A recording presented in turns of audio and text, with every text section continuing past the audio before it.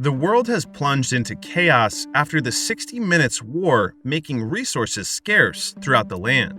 It is for this reason that cities have been transformed into vehicles that people can use to gather resources. Among these moving cities, the largest ones that hunt smaller cities for resources are called predator cities. One of these predator cities is London, and they have just hunted down a small salt mining Bavarian city. Among the passengers of this Bavarian city, there is a disfigured woman named Hester Shaw who has a personal vendetta against the archaeologist Thaddeus Valentine. Meanwhile, a young man named Tom is working at the museum. He is talking to Thaddeus's daughter, Catherine, a woman who is interested in any information about the 60 Minutes War. Tom tells her that he secretly collects some military stuff from the 60 Minutes War, which he shows to Catherine. Some objects from the museum have gone missing, which is why he hides some of them in his room. His co-worker Herbert sees Tom's loot through the window and meets up with both. He orders Tom to leave and collect other relics. Tom complies with his wishes. Catherine tells him that they can ride the train system, which is normally inaccessible to Tom's low class. As such, they immediately reach the underbelly, where Catherine bumps into Tom's friend, Bevis. However, Bevis does not want to talk with Catherine because she is from the elite class. Afterward, the two witness the people of the recently captured Bavarian city being corralled toward London. They are told to leave their belongings behind. The people's belongings, as well as their small city, are then converted into fuel for the engine of the Predator city. Here, Tom stops a worker from throwing away a toaster, which is already considered a relic. He is then greeted by Thaddeus, who also recognizes the quality of the toaster. Tom, who is a huge fan of the man, introduces himself.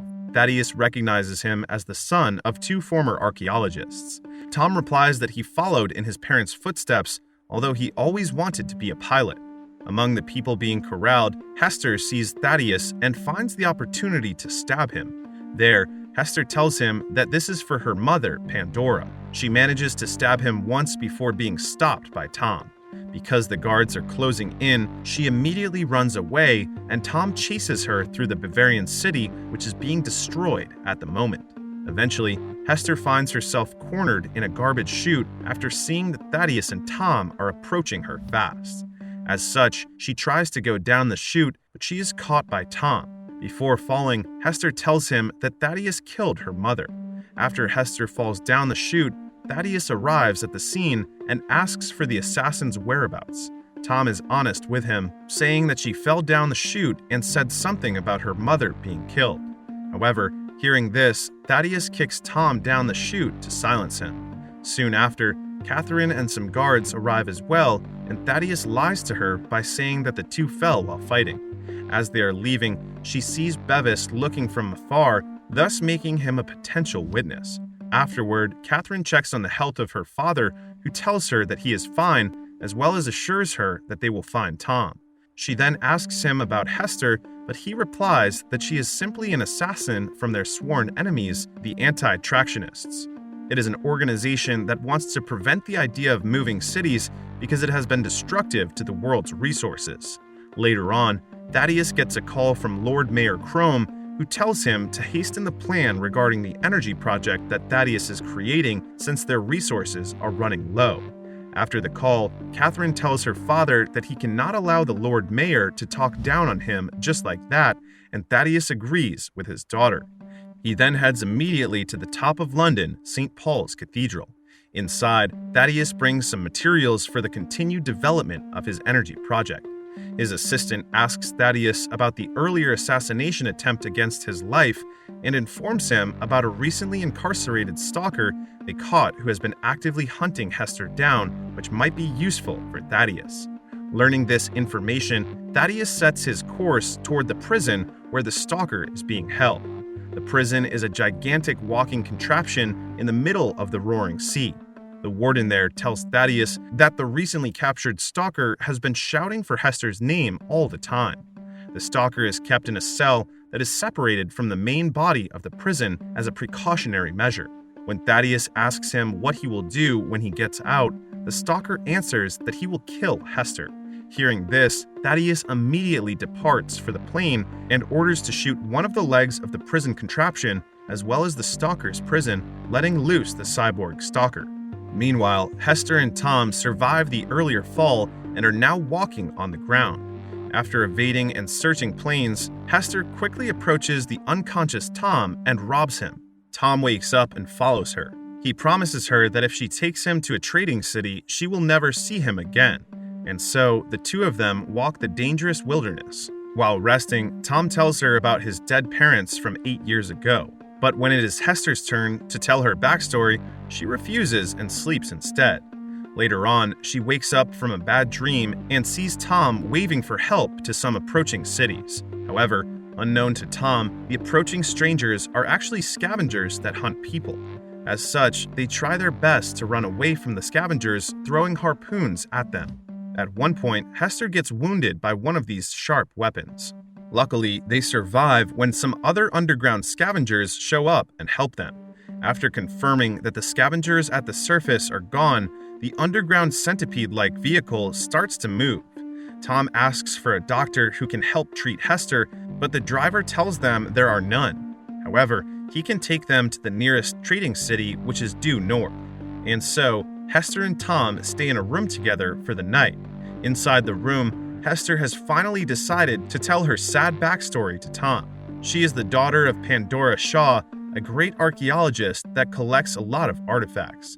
Back then, Thaddeus was an acquaintance of her mother, and he often visited them. One day, her mother unearthed a very valuable silver box of unknown content. It was so valuable that Thaddeus wanted to take it from her. Because of this, Pandora fought Thaddeus and gave Hester an eye-shaped necklace to keep, but shortly after, Thaddeus killed Pandora. He also scarred Hester's face when she attempted to save her mother. As a result, the only thing she could do was to flee as far as she could. Meanwhile, in London City, Catherine finds Bevis, who is walking in the lower class area. At first, Bevis is hesitant to talk with her, but eventually tells her the truth that Tom only fell because Thaddeus pushed him. Besides, Thaddeus is building something more sinister, although they have no idea what it is. He wants to get inside and find out, but he has no access. Catherine then tells him that there is another way. Back to Tom and Hester, Tom wakes her up to inform her that the direction of their vehicle has changed and their room is locked. The course is now set to the south, toward the dangerous part of the region. Because of this, Tom looks around the room and eventually finds a way to escape. However, Hester cannot move due to her wound, and Tom decides to stay with her. The vehicle stops at a makeshift marketplace settlement where they auction humans for slavery, butchering, and other purposes. When it is Hester's turn to be auctioned, someone proposes to buy Hester at an egregious price. The one wanting to buy her, Anna, is actually a sought-after criminal whose bounty is much higher than what she is offering. Anna immediately fires at the auctioneer's face. This leads to a fight where Anna is outnumbered, and yet the guards cannot take her down. Anna gives Hester a gun, which Hester uses to fire towards Tom's chains to free him. Together, the two of them run away as the settlement itself gets torn apart in the fight. However, while they are running away, the two encounter the Stalker, who reminds Hester of her promise to him. Hester identifies the Stalker as Shrike, and she tells Tom to flee immediately. As such, the two climb one of the gigantic vehicles, moving away. But at one point of their escape, the two get cornered by Shrike. It is here that Anna saves them by firing from her plane. After firing the plane's gun toward Shrike, Anna tells Hester to jump immediately, which she does. But when it is Tom's turn, the plane goes up and attempts to leave him. Hester does not want to leave Tom behind, so she throws a rope for him. Tom climbs the rope to his safety, but the tail end of the rope is caught by Shrike. Hester then throws a knife toward Tom to cut the rope, which he successfully does, leaving Shrike behind. However, Shrike is a relentless fiend, immediately finding a way to follow them via a nearby airship. Inside the plane, Anna treats Hester's wound and reveals that she knows Pandora. For this reason, Anna has searched far and wide for her friend's daughter. In their conversation, Tom quickly realizes that Shrike used to be Hester's caretaker. When Tom says something negative about Shrike's kind, heartbroken Hester leaves the room. Realizing his mistake, Tom goes to Hester and consoles her. There, she finally tells the truth about Shrike. When Hester was young and on the run, Falling into exhaustion, Shrike saw her. Shrike brought her back to his place where he fed her. He also secretly took her necklace away. In turn, Hester helped him with some chores in his home and noticed that Shrike liked to collect broken things because he saw himself in them. One day, the reanimated cyborg saw Hester sad and promised her that he would take her pain away. It is for this reason that Hester saw a metallic body being constructed by Shrike. He told her that he planned to transfer her consciousness to the body so that she could be heartless and brainless, thus erasing her pain away. While she promised to follow through with his plan, she later left Shrike's home because she heard London was nearby, causing Shrike to be angry at her. After the story, Tom holds Hester's hand to comfort her, but she leaves instead. Later, Anna asks Tom to maneuver the plane for a bit to check on some things. When she discovers that Tom actually knows how to drive a plane, Anna lets him drive toward Airhaven, a floating city in the sky. After docking, they are welcomed by Captain Cora, Anna's ally. He leads the group to an eatery where they are confronted by anti-tractionists. Here, Anna reveals to the two that Pandora informed her beforehand to find Hester in case something happened to her. She then asks Hester about what it is that her mother uncovered that leads to her death. But all Hester can remember is the silver box. According to Cora, Thaddeus has been buying fusion inverter cells from scavengers. He must be onto something big.